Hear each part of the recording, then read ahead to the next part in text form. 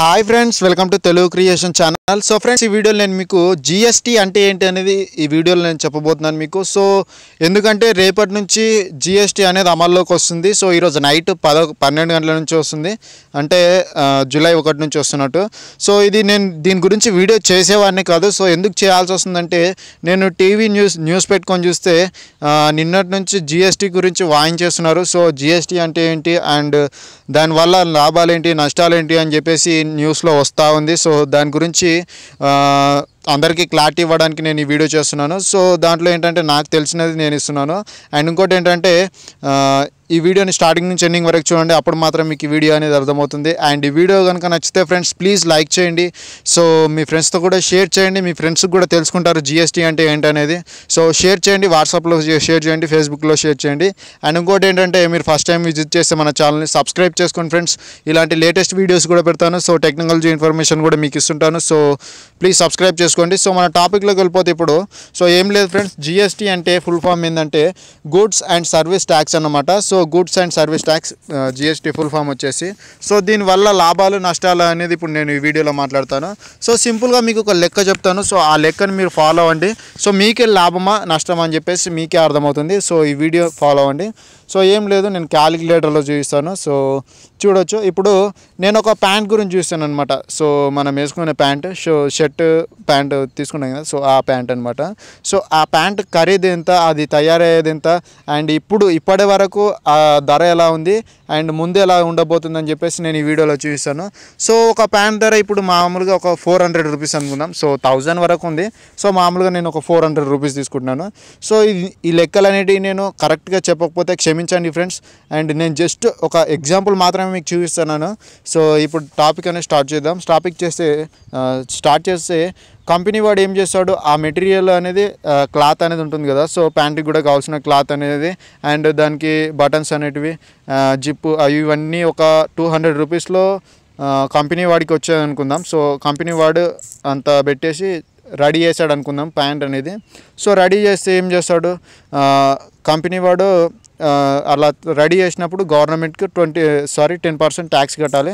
So 10% tax కట్టాలి కాబట్టి ఒక 20 రూపీస్ అనుకుందాం. సో 20 రూపీస్ అనుకుంటే మొత్తం ఎంత అవుతుంది, 220 రూపీస్ అవుతుంది.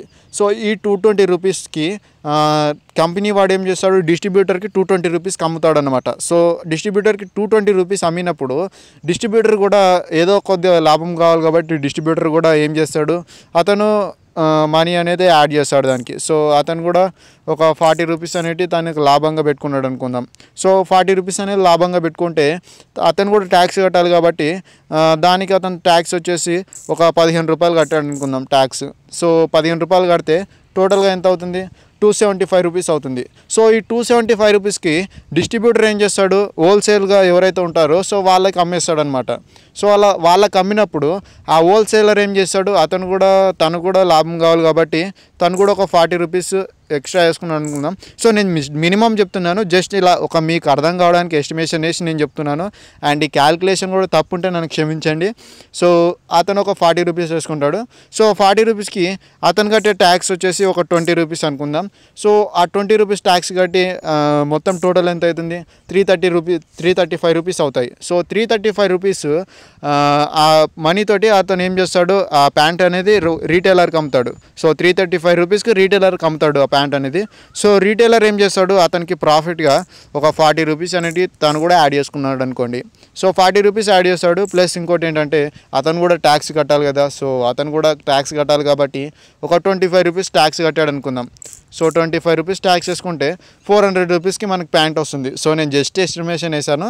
సో 400 రూపీస్కి ఇప్పుడు మనకు ప్యాంట్ వస్తుంది ఇప్పుడున్న జనరేషన్. సో ఇప్పుడు అంటే జూలై 1 తారీఖు కంటే ముందు వరకు మనకు ఈ మనీకి ఈ రేట్కి మనకు ప్యాంట్ వస్తుంది. సో ఇప్పుడు జిఎస్టీ అమల్లోకి వస్తే ఏమవుతుందని నేను చూపిస్తాను. సో ఏం లేదు, సేమ్ ప్రాసెస్, సేమ్ ప్యాంట్ గురించి చెప్తాను. సో ఏం లేదు, 200 రూపీస్కి ప్యాంట్ రెడీ అయ్యింది. సో రెడీ అయినప్పుడు జిఎస్టీ వచ్చిన తర్వాత గవర్నమెంట్కి అతను ఎంత ట్యాక్స్ కడతాడు, కంపెనీ ప్యాంట్ తయారు చేసిన వాడు ఒక 2 రూపీస్ కడతాడు అంతే. సో 2 రూపీస్ కడితే అది ఇంటూ చేశాను నేను. సో 200 ప్లస్ 2 రూపీస్ ఎంత, 202 రూపీస్ అయింది. సో 202 రూపీస్ అయిన తర్వాత సేమ్ ఇతను ఎవరు ఎవరైతే డిస్ట్రిబ్యూటర్కి అమ్ముతాడో సో ఆ డిస్ట్రిబ్యూటర్ మళ్ళీ ఒక 40 రూపీస్ వేసుకున్నాడు అతను. సో అతని ప్రాఫిట్ అదే.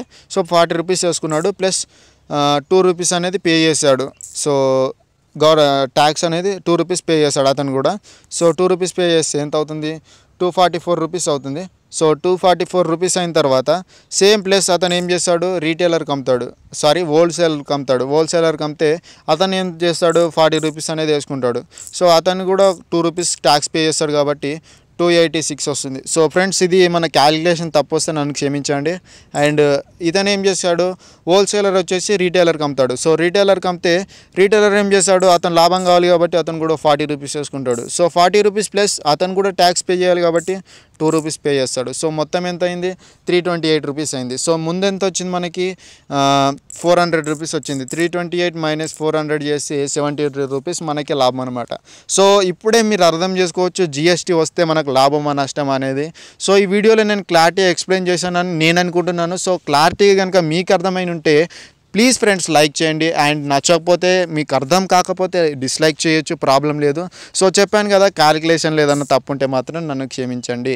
సో నేను అంత ఎక్స్పర్ట్ని ఏం కాదు. సో ఇది ఫ్రెండ్స్ నేను ఈ వీడియోలో చెప్పదలుచుకున్న టాపిక్. అండ్ ఈ వీడియో కనుక నచ్చితే ఫ్రెండ్స్ మన ఛానల్ సబ్స్క్రైబ్ చేసుకోండి. అండ్ ఇలాంటివి ఏమన్నా మీకు కన్ఫ్యూజన్ ఉన్న విషయాలు ఏమన్నా ఉంటే నాకు కింద కామెంట్లో అడగండి. అది కూడా టెక్నాలజీకి సంబంధించింది అయితేనే నేను చెప్తాను. So thank you friends, thank you for watching this video. Have a nice day, bye.